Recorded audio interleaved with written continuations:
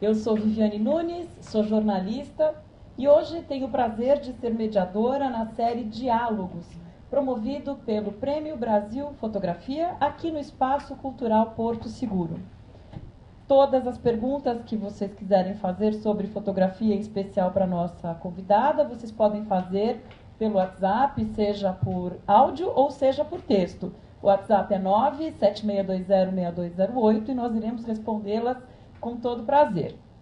A convidada de hoje é Paula Almozara. Paula é artista plástica, Paula é professora universitária, é coordenadora do curso de mestrado da PUC e é bolsista do Prêmio Brasil Fotografia.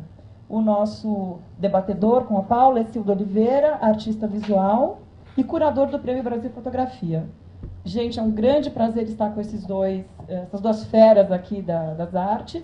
E eu vou passar a palavra para Cildo Oliveira. Muito obrigado. É um prazer que a gente dá continuidade a esses encontros, que faz parte daquilo que o prêmio tem como significação. É que o prêmio não se transforme somente numa exposição onde aconteça o evento, que o prêmio se torne um canal e uma plataforma de discussões da imagem no Brasil hoje. Então, por isso que nós criamos esses diálogos, esses encontros, com alguns artistas, com alguns fotógrafos participantes, e uma das questões que eu ponho nesses encontros, que eu faço questão de ressaltar, é o caráter de reflexão que a gente quer dar ao prêmio. Tá? O prêmio, dia a dia, ele se transforma numa plataforma de discussões e de reflexões. Em estética, que é o que nós interessamos, o termo multiverso, ele tem várias reflexões do Ernest Bloch, Gilles Deleuze e John Cage, e filósofos de música como Daniel Charles. A questão maior do multiversos e a utilização desse conceito para o desenvolvimento das obras é que ela é uma obra inacabada. Ela não é necessariamente um produto. Então, no caso específico da Paula, ela continua ainda a trabalhar e tirar proveitos daquilo que ela já pesquisou. E a obra processo, ela vem se opor à obra objeto, aquele objeto acabado que a gente tradicionalmente vê. Tá? Então, essa palavra, né, e esse conceito tornou-se uma grande força na utilização nas artes plásticas atuais. Então, a maioria dos artistas, eles têm essa tendência hoje de ver a arte não como um processo acabado, mas como um processo em desenvolvimento. Tá? Aí existe até dentro do... eu vou esquecer o nome da pessoa que falou isso, que é a relação que a obra tem, que é uma continuação dos multiversos também, é com o público. A obra não se acaba no momento em que ela está na parede e que ela está sendo exposta. Ela continua na relação do público com ela e na criação que o público faz com ela também. Tá? Dentro destes conceitos de multiverso, a gente tem várias outras denominações que poderiam ser aplicadas também, tá? Como hibridação, a compenetração dos suportes e conteúdos, o transvasamento, explosões e proliferações dos espaços de recepção, que são os traços comprovados da prática artística contemporânea. Então, isso faz parte do princípio da prática artística contemporânea. Vem a hibridização, que é todas essas questões unidas numa só e transformada em uma terceira coisa. Uma das outras questões do multiversos, ou hibridação, ou como quiserem também, eu prefiro o multiverso porque eu acho um termo mais bonito, mais poético do que hibridação.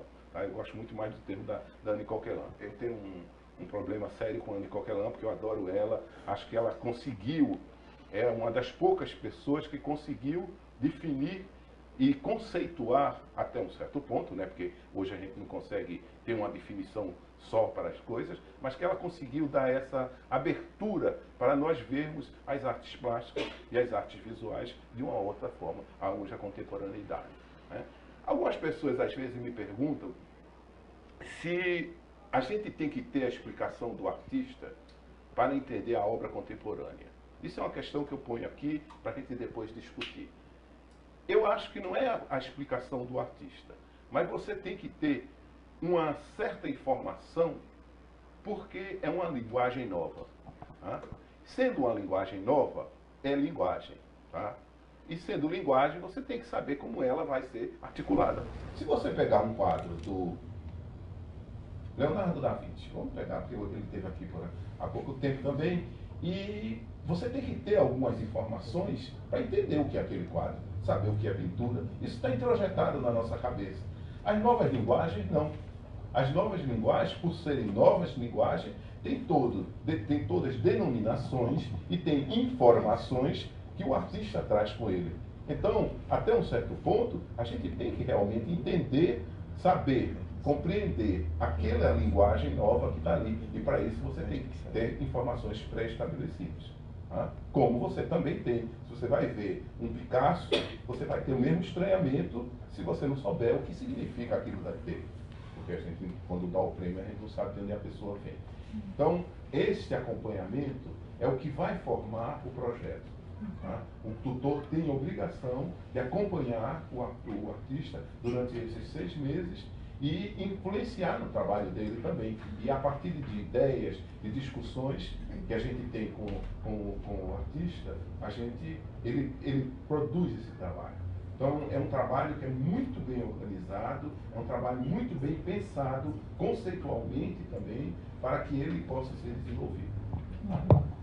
Paula, vamos lá, fale sobre o seu trabalho. Então, quando eu estava me preparando, né, e pensando em me inscrever no projeto, o que eu tinha em mãos era justamente a ideia desse objeto. Né, que isso aqui é um filme 120 milímetros, que era top, né?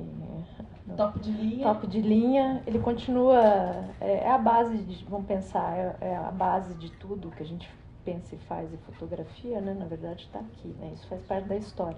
Uma coisa interessante também no meu trabalho, que eu acho que pode ser um complemento, também adoro, a Anne Coquelin, foi assim muito bom você ter trazido esse conceito para a nossa conversa, mas também tem um outro teórico que eu gosto muito, que é o Nicolas Bourriaud, quando ele fala da questão da pós-produção, como o artista contemporâneo hoje em dia, ele dialoga por entre redes e coisas já produzidas, como ele ressignifica, né, essas questões. Eu acho que todo o projeto ele foi pensado em termos, né, desse multiverso dele como projeto, mas também da ressignificação de elementos que eu tinha em mãos.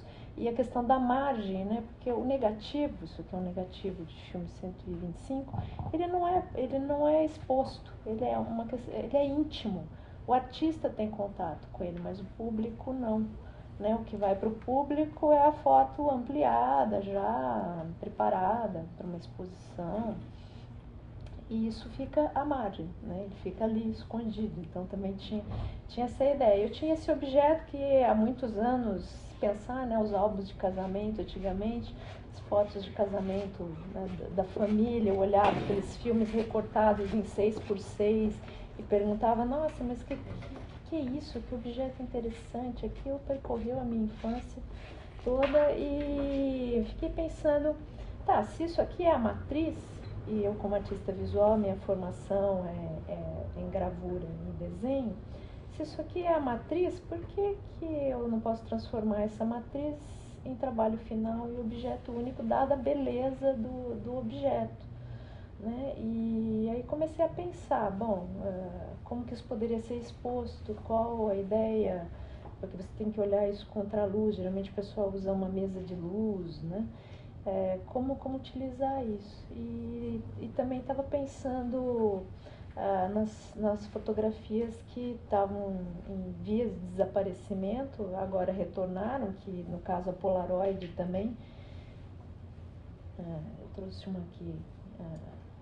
A Paula trouxe uma Polaroid pra gente aqui, que mas ela vai fazer uma brincadeira com a gente agora. Vai ter que fazer, porque para poucas pessoas, pouca gente, você que está em casa assistindo e você que está aqui, conhece esse equipamento porque é muito antigo. Ele surgiu em 1948. Então, o Cildo, e a gente estava conversando aqui antes, para fazer uma mistura, né, Cildo, da tecnologia com o passado. Então, vamos lá. Hibridação, mais uma vez, né? A própria indústria, de modo muito esperto, percebeu essa renovação, esse retorno, né, dessas coisas. Mas essa câmera era uma câmera bem recente. Essa que eu fiz, essa outra foto, ela é da década de 70, mas eu trouxe aqui uma mais... A gente vai fazer uma selfie. Uma selfie. Até o barulho. Olha o barulhinho. Isso. A fotografia demora um pouco. E aí eu queria saber se pode colocar o dedo aqui. Pode. Explica esse processo aqui. Então, o que acontece? A gente tem na verdade, a minha percepção sobre esse tipo de Polaroid, porque a gente tem outros tipos também de filmes e de máquinas, né? Sobre esse tipo de Polaroid é que isso aqui é um mini laboratório. Isso aqui é um mini laboratório de ampliação e revelação.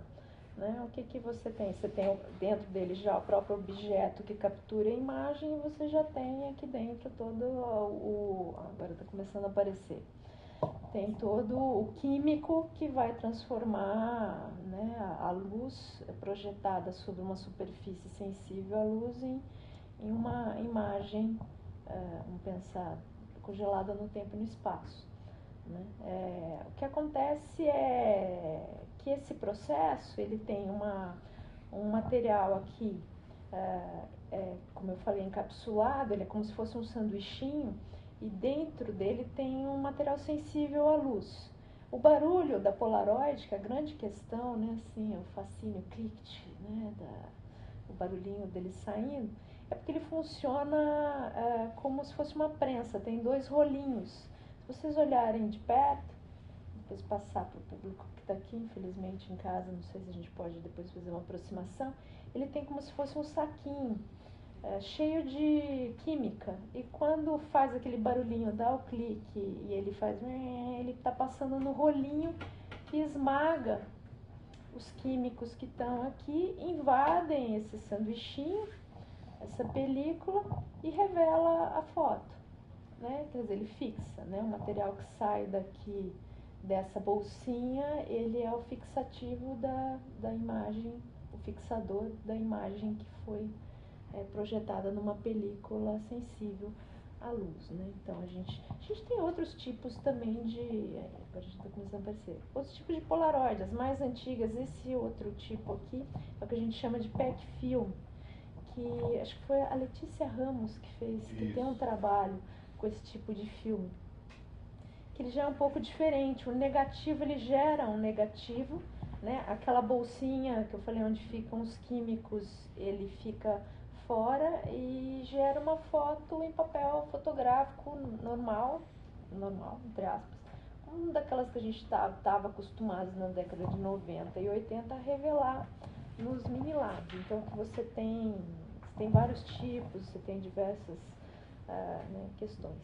O que eu escolhi para trabalhar nesse projeto, o que estava na minha cabeça, era essa relação da matriz com o objeto único, que vinha da minha história com a gravura.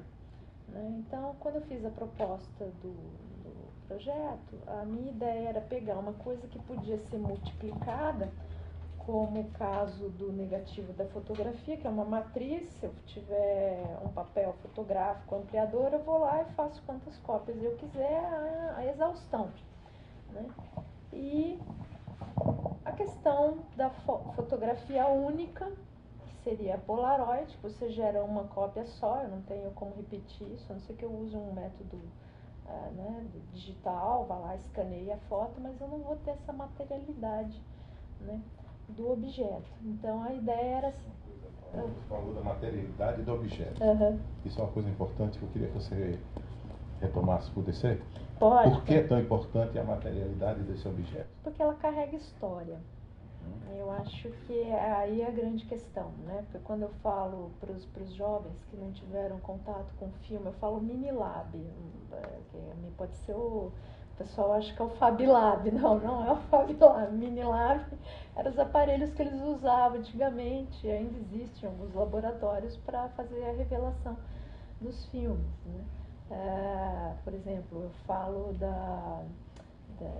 do negativo, da diferença, né? Se a gente comparar um negativo de filme 120 com de 35 milímetros. Própria diferença do filme, se você observar, não sei se dá para ver aqui a pontinha, as máquinas de 35 milímetros têm esses furinhos que são os engates para o filme. E se você olhar o negativo de 120, não tem, ele é liso. Então, ele como suporte em si, ele tem essa coisa, ele não tem essas interferências que o filme 35mm tem.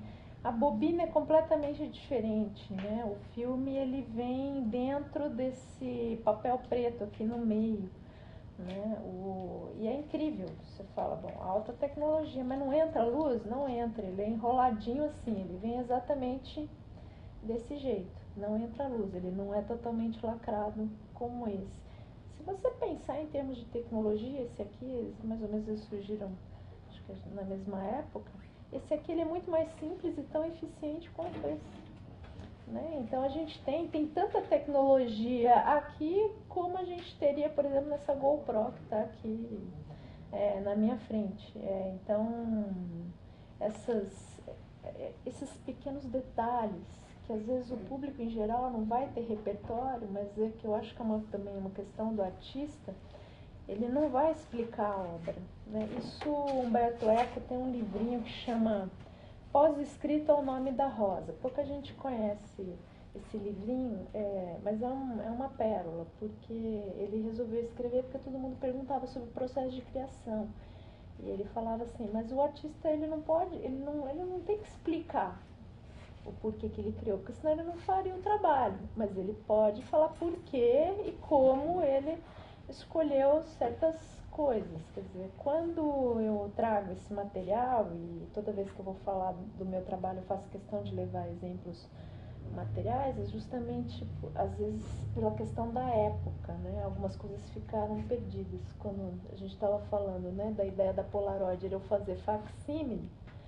Justo, as pessoas confundiram o que era facsímile com o facsímile, aparelho de o aparelho de fax. fax. Então... e eu não tinha percebido, né? Então, para o artista é muito importante. E a exposição, ela é um processo de aprendizado, também de verificação para o artista. Quer dizer, você fazer uma exposição, participar de uma exposição, o trabalho não acaba ali, ele só continua. Com essa informação, que muito provavelmente é de uma faixa etária que não teve contato com essa ideia, porque antigamente você pegava, o livro é um facsímile da obra fulano de tal. Então você tinha certeza que era uma cópia fiel. Facsímile não, nada mais é do que uma cópia fiel do original. Né? E aí trabalhar com esses termos. Então, o detalhe, se a pessoa não conhece a terminologia, ela vai buscar e ela percebe que não é o aparelho de fax. Não, então o que é?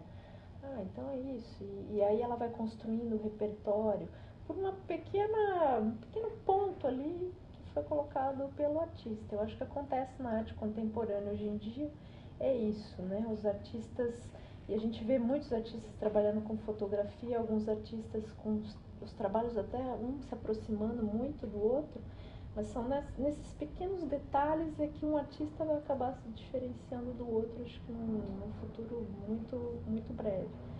E essa questão dos materiais e da história dos materiais, quer dizer, para mim é muito importante. E tão importante como a história, a materialidade dos meios, eu acho que também a própria questão do erro.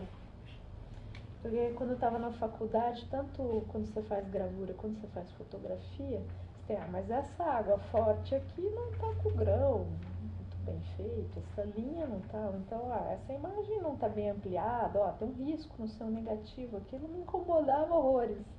Falei, por que eu não posso ter o risco no negativo, por que eu não posso incorporar? Né? E como a vida da gente, como artista, a gente está sempre conhecendo outros artistas, a partir do trabalho de outros artistas a gente também vai conseguindo entender. Eu conheci o trabalho do Sebastião Romo, e é um artista mexicano, do qual eu também já escrevi alguns textos sobre o trabalho dele, tamanho fascínio que eu tenho pelo trabalho dele. Ele fala que ele gosta das regras negativas da fotografia.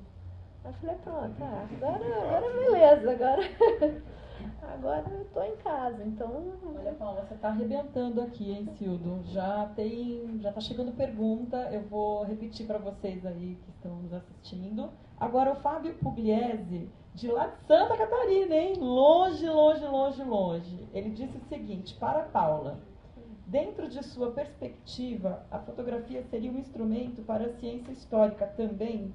Em caso positivo, qual o papel dela na investigação histórica e como se relaciona com os demais meios para analisar o fato histórico?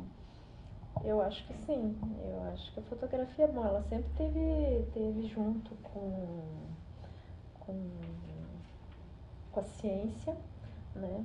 Eu acho também que, assim como a fotografia sempre esteve trabalhando junto com a ciência, a gravura também em determinado momento fazia parte de um cabedal de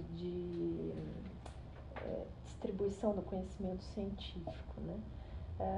É interessante porque acho que na Universidade de Cambridge eles têm uma coleção, se não me engano, de daguerreótipos. E os laboratórios, tanto da parte de história da arte e dos conservadores dessas daguerreotipias, assim como os cientistas que estão estudando nanotecnologia, eles estão vendo a nanotecnologia presente nos daguerreótipos.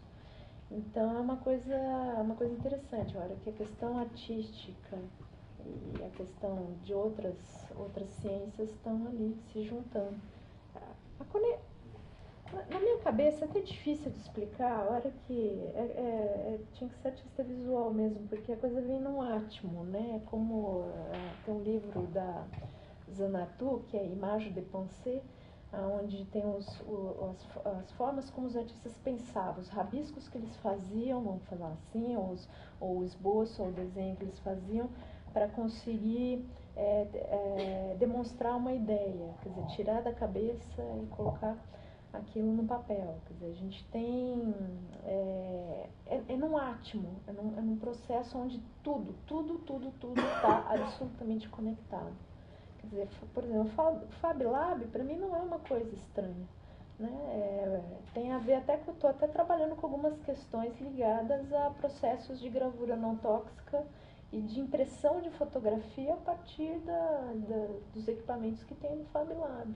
Quer dizer, processos tipográficos também, já que eu venho de uma área gráfica, também os tipos móveis estão sendo feitos por processos de polimerização, de acrílicos, tudo absolutamente conectado. Então essa questão da história, quanto de tecnologia a gente não tem nessa câmera aqui que tem quase 80 anos.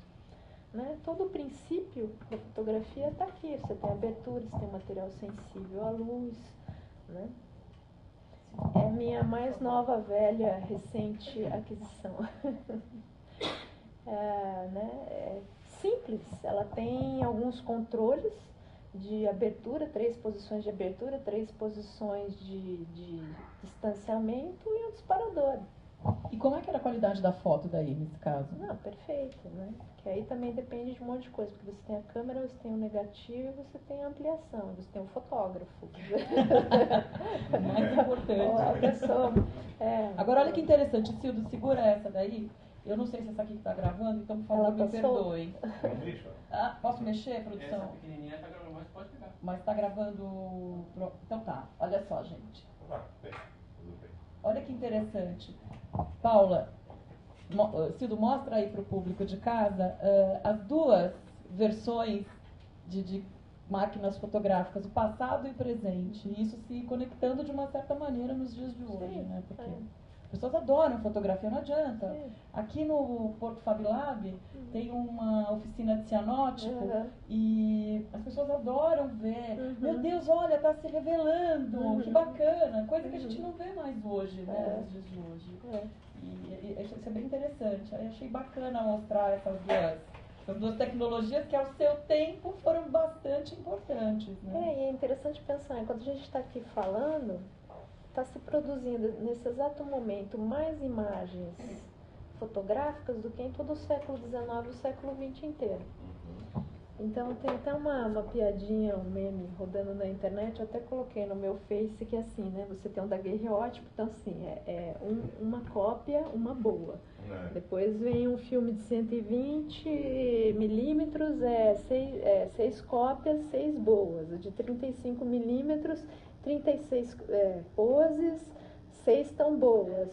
Depois vem um chipzinho, 3.600, não sei quanto de capacidade, 6 tão boas. Então, você tem 4.000 possibilidades ali de imagem, nessas 4.000, 6 tão boas. Você está falando de tempo, né? Isso, a questão do tempo que é importantíssimo, né? A própria questão de como você vai operacionalizar ou operar aquela câmera. Quer dizer, você tem, no caso dessa aqui, uma Zeiss-Ikon, uma box Tengor, você tem 6 negativos, 6 chapas, 6 possibilidades. Você não tem 3.600, né? O que você vai escolher? Qual vai ser, né? Você tem que ter um cuidado. Você tem que olhar, ela não vai disparar, não vai ter jeito de você disparar e depois corrigir a imagem. Né? Então você tem um tempo de preparação, a forma, você como artista ali fotografando, a forma como você vai fotografar e se posicionar diante do mundo, ela é diferente. Não estou falando que é melhor ou que é pior, são coisas diferentes. Com o celular, você se posiciona de uma outra forma. Né? E aí gera alguns desafios. Por exemplo, eu até trouxe deixa eu ver aqui como é que é um trabalho, só que ele está no final. Foi onde eu comecei com essa ideia da matriz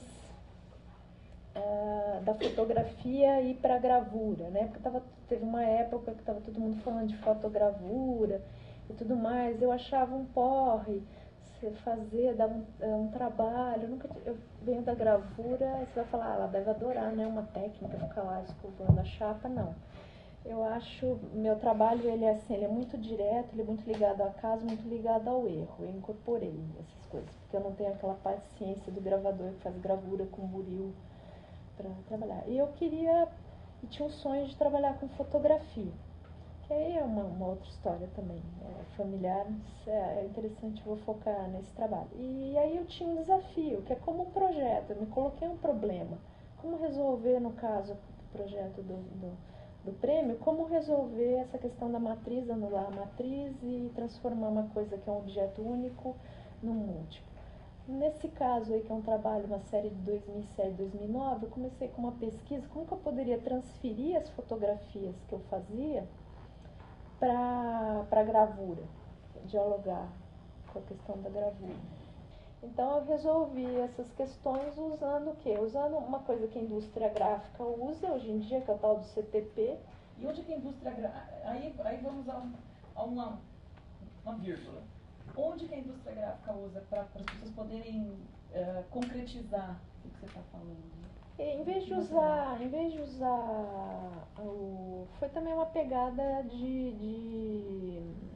ecológica, né? Porque o computer to plate, como eles chamam, que é o computador para a placa, quando você tem o processo, por exemplo, da gráfica, você tinha assim, você mandava a sua arte final e o cara tinha que fazer o fotolito. O fotolito era revelado numa chapa de alumínio, por isso que eu uso alumínio, não é à toa, vem dessa ideia do offset, né? Tinha que ser revelado, era um tanque químico, tóxico, problemas, né, não só de toxicidade, mas depois do descarte desse material tóxico e tudo mais. O que aconteceu? A indústria, logicamente, nessas pesquisas, percebeu que alguns acetatos funcionavam bem e vieram nessa ideia da repulsão a água e óleo.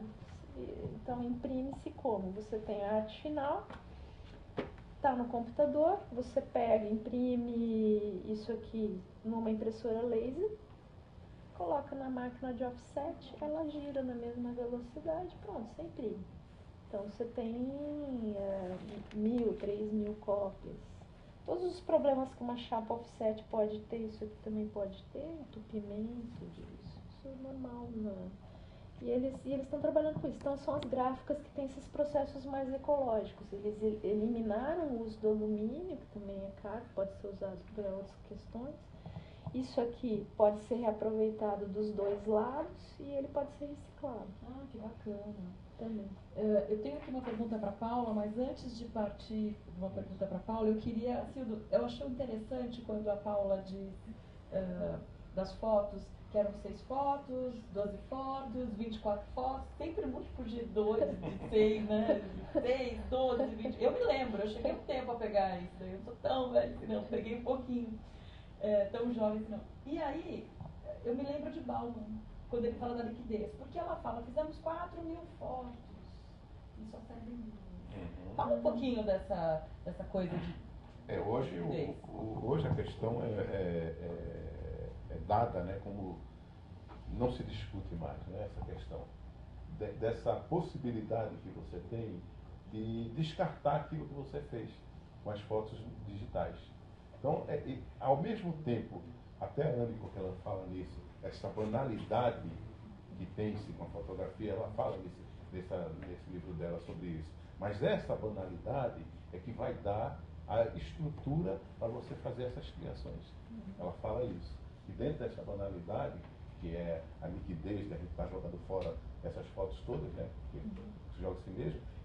E antigamente não tinha isso, porque você tinha que imprimir, era caro, então você não ia jogar fora, você ficava com as fotos meio ruins até. Mas hoje não, hoje já é uma questão que utiliza-se desta banalidade, dessa posição que tem a indústria hoje, o acesso que se tem, que é muito interessante.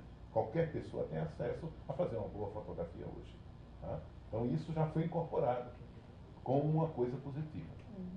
Agora eu vou dizer para você que eu, Viviane Nunes, eu não rasgava foto, porque eu falava, ai meu Deus, vai rasgar foto, alguém vai morrer. Era uma coisa meio de superstição, sabe? A não ser quando acabava os namoros, acabava a amizade na adolescência. Cortava. A gente cortava o... Isso é uma coisa interessante. Alguns artistas até trabalham com essa questão do apagamento, né? Então tem tudo, nada se perde, tudo se aproveita. Isso é uma coisa que também eu levo muito em conta no trabalho. Quer dizer, o fato de usar essas chapas, né, que eu comecei a fazer num trabalho mais recente, eu comecei inclusive a reciclar. Isso aqui é um outro processo, um pouco diferente desse que eu expliquei. Então é uma foto onde eu incorporo totalmente o erro da transferência aqui. Então partes faltando, eu consigo identificar, criar uma montanha porque tem alguns indícios, mas eu tenho essa coisa do tempo. Essa montanha é uma obsessão minha, na verdade é uma falésia de areia. Isso me impressiona muito, porque eu conheci essa falésia de areia em Portugal, na Praia do Peixe, no Meco, em Setúbal, e há 10 anos atrás. E há pouco tempo eu resolvi visitar, e aquilo, um amigo meu na época falou assim, isso é areia, com o tempo isso aqui vai diminuir, que era brutal, era enorme, né? E de fato 10 anos depois, lógico, porque com a ação do vento, do tempo... O tempo é implacável, minha cara. O tempo é O implacável. tempo está presente no processo. E aí isso é uma obsessão, tanto que eu fiz uma parte todas, na verdade, todas as imagens que estão na exposição que eu fiz, elas têm a ver com essa, não com esse local, mas com essa ideia da passagem do tempo, de você observar Eu queria fazer uma questão para você, Paula, era o seguinte, era sobre a iconografia do trabalho. A gente falou muito sobre esses processos técnicos que você está chegando, que você utiliza-se dele, desde esses processos arcaicos até o digital. Então eu queria que você falasse mais agora sobre a iconografia desse trabalho, a partir desse conceito, a margem, que ele está muito ligado, a gente viu muito bem isso, essa ligação que esse conceito que você deu do título do livro, ou do trabalho, desculpe, e com o que ele resultou. Então essa iconografia, eu queria que você falasse de onde você partiu isso, como você falou da falésia, ele tem também essas amarrações que eu sempre gostaria que você... Aproveitando, Paula, tem uma outra pergunta de Michele Fernandes, aqui, está vendo a gente aqui de São Paulo. Ela pergunta como você pensa as suas obras. Então você já responde as duas de uma vez só. Já é uma história deixa eu pensar, de 30 anos de trabalho, né? começar a contar os 18 anos que foi quando eu entrei na faculdade, né? Agora eu tenho 48, então é uma história bastante comprida. Mas assim, na minha poética, o que eu posso observar? Quer dizer, eu não tenho essa coisa da figura humana presente no meu trabalho. Eu retiro a figura humana. Eu falo do ser humano através do que ele pode ver. Quer dizer, então, quando eu entrego ou faço um trabalho, é como se ele estivesse percorrendo o que eu percorri. A ideia é mais ou menos essa de percurso. Então, por isso a paisagem foi uma questão muito importante no meu trabalho. Eu não tenho pretensão nenhuma a isso, eu falo até para os meus alunos. Eu não quero que o observador, a pessoa que estiver olhando, sinta o que eu senti. Isso é muito pelo contrário. Eu quero que a partir do repertório que o observador tem, ele possa gerar suas próprias experiências. Mas, em geral, é muito focado nos objetos que podem ser significativos, né? Por exemplo, nessa série de 2007, que foi até 2008, que eu chamo de Escritura das Pedras, que também é um livro do Roger Caillois, que ele fala a escritura das pedras do mesmo jeito que a gente vê imagens nas nuvens do céu, né? E ele traz isso para os minerais. Então ele fala o que a gente pode ver nas pedras e tudo mais. Essa série aí eu construí, eu falei, eu não vou atrás da pedra que está na paisagem e vou fotografar essa pedra que está ali na paisagem.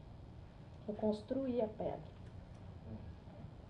com gesso, então eu fiz um simulacro, né, de pedra, porque quando eu fosse fotografar eu ia conseguir tirar a fotografia de modo que aquilo ali pareça um muro, pareça um tijolo, parece um mineral qualquer. Então tem essa coisa do facsímile, já estava presente lá, dessa construção, de mascarar um pouco os sentimentos, de colocar pequenos códigos secretos. Eu sei o que é, mas a pessoa que está vendo não vai conseguir entender. Depois eu tive um outro trabalho, esse já foi no Centro Cultural São Paulo. Isso é interessante porque eu considero, você vai falar, eu considero isso paisagem, vamos pensar assim, uma paisagem interna, né, num sentido de paisagem muito amplificado, né. Foi uma série que eu denominei de Inventário de Coisas Vistas, naquele programa de exposições do Centro Cultural. Aconteceu um negócio muito interessante. A gente tinha sido chamado, né, para discutir as questões da exposição, do prêmio, tudo. E em 2008 o teto do Centro Cultural pegou fogo. E quando eu morei em São Paulo, eu adorava ficar lá. Eu nunca tinha visto aquela parte de cima, a arquitetura estava nua. Eu tinha a vista completa da arquitetura desse teto, que é inconfundível.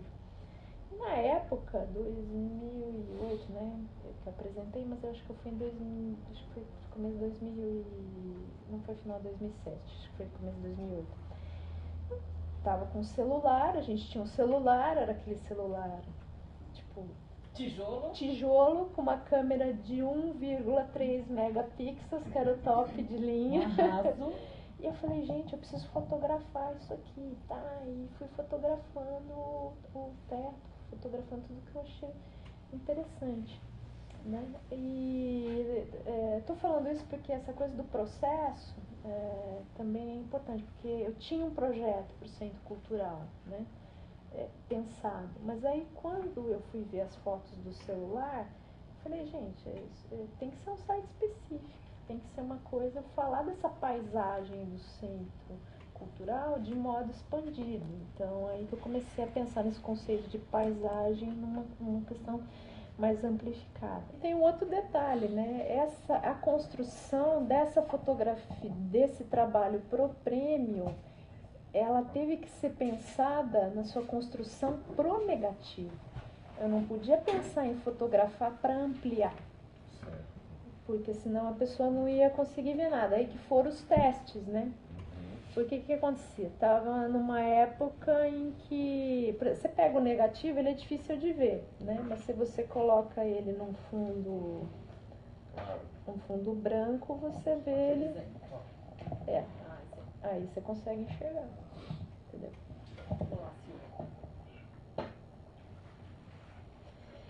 E o que acontece? Você vai visualizar o negativo. Primeira coisa que o fotógrafo faz, ele vai visualizar os negativos, ele coloca lá na mesa de luz. Todo fotógrafo tem uma mesa de luz no seu laboratório, né?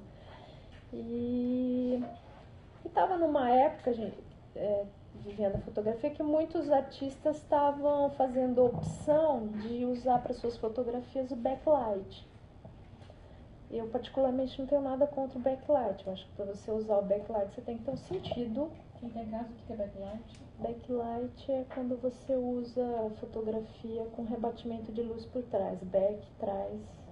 Com a luz que vem de trás. De trás, Mas se você pensar, por exemplo, a TV, ela é como se fosse, não é um backlight porque a imagem é digitalizada, mas é como se tivesse uma luz atrás de uma imagem translúcida. O front light já é uma imagem opaca com a luz sendo projetada, né?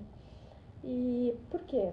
Você tem algumas questões expositivas que interferem na concepção do seu trabalho, né? Você tem um backlight, então você automaticamente você vai fazer uma saída de tomada igual tem ali, né? E aí tem essa interferência. Ou você tenta fazer no espaço expositivo, isso é embutido na parede e tudo mais. Eu falei, não, é a questão daquela exposição lá do Centro Cultural em 2008, menos é mais. Eu quero o mais alto resultado com um mínimo de complexidade, não de complexidade, porque o trabalho é complexo, na verdade, mas com um mínimo de estrutura, De material. de interferências materiais, vamos pensar assim, menos é mais, né? Só mais uma coisa, Paula, essa é uma questão que eu acho interessante também, como curador e como artista também, que é esse material que envolve, digamos, no caso do backlight, esses fios que saem. Alguns artistas não gostam, outros gostam. Acham que isso é fundamental para se mostrar o trabalho. É bom que a gente mostre essa possibilidade, porque é uma opção que o artista tem. Sim, né? Como você falou, quando eu pensei no backlight, tinha que sair lá o fio, e a tomada, toda essa questão que é museográfica também. Então essa questão é muito interessante que a gente ressalte, porque tem artistas que gostam que isso apareça e outros que não gostam. Sim, e tem trabalhos que isso precisa aparecer. Por exemplo, tem esse trabalho que eu fiz, é um conjunto, é um vídeo, e ali é um projetor, porque assim, a ideia também é, como tem muita sobra de coisa no ateliê, isso também começou a aparecer muito no trabalho, dentro da minha poética, que é a questão da fotografia, da imagem, da história da imagem, tem essa coisa de trazer essa história por meio dos próprios restos de outros trabalhos. E aí surgiu esse trabalho, que é um projetor de slide feito com uma lente de lanterna quebrada, com um pedaço de madeira, com um negócio do banheiro que sobrou da reforma, que era uma luz que não esquentava, aquele negócio preto atrás onde está apoiado, e é tudo apoiado, você desmonta aquilo ali inteiro. Era um apoio de livro, um L de apoio de livro. Nesse caso, esse trabalho é importante que a estrutura, que o fio, que isso apareça. Essa questão que você falou de montagem desses novas tecnologias, então, nova tecnologia que você está montando aí, é a volta do artista cientista, né? Você tem que ver se em relações com eles. Tem essa questão. Sim, porque, por exemplo, quando você vai fazer um projetor desse, não é qualquer lente que vai projetar a tua imagem. Então tem que ser uma lente côncava, tem que ser uma lente convexa, tem que ser uma lente que junte as duas. Então, de repente, você tem que ir lá e ter a paciência de desmontar com muito cuidado uma lente para ver como é que ela funciona, para ver, né? Agora a gente tem os óculos 3D, aquele cardboard do Google Cardboard, quer dizer, o cara faz aquilo com papelão e são duas lentes. Agora volta ao que eu tinha falado, que é a questão que está ligado muito a esse seu trabalho daqui do prêmio. Isso, e do prêmio a ideia era justamente trabalhar com essa ideia da matriz, né, e transformar a matriz em um objeto único. E aí me veio justamente a ideia dessa paisagem, dessa grande linha do horizonte que o negativo, somente o negativo poderia me dar. Então eu não ia destruir o negativo, ele está na sua plenitude, mas ele não é mais o negativo fotográfico, ele é o trabalho. Então quando você chega perto, dependendo do ângulo que você está vendo, você consegue ver uma constituição de linha do horizonte. Você consegue minimamente perceber se você tem um conhecimento. Se você não tiver conhecimento de fotografia, você vai pensar, poxa, mas como que aquelas imagens foram feitas no quadradinho? Vai gerar essa curiosidade. Quem tem o conhecimento de fotografia vai ficar pensando, mas como é que ela fez essa sequência? Como é que essa sequência foi criada? Quer dizer, por meio de uma máquina que pudesse me dar o giro livre desse negativo para eu poder fotografar. E aí os testes, né? Lembra? Eu trouxe um primeiro teste, que foi um teste que eram 6 centímetros de acrílico, a luz passava, não dava certo. Aí foi com 3, não deu certo. Aí foi essa espessura a que resultou, né? Então teve que ser feito E nas discussões também que a gente teve, né, a minha ideia inicial, na verdade, era lacrar como isso aqui, a Polaroid, ela é lacrada. A minha ideia era também lacrar esse negativo nessa montagem de acrílico. Mas aí a gente chegou à conclusão de que por questões de conservação, restauro, porque isso é uma coisa que o artista também tem que pensar, né? Quando ele faz o trabalho, isso vai para um acervo, né? E esse acervo, de repente, ele precisa ser cuidado, ele tem que ser preservado e tudo mais. Então a gente fez a opção por fazer essas caixas com possibilidade de retirar esses filmes.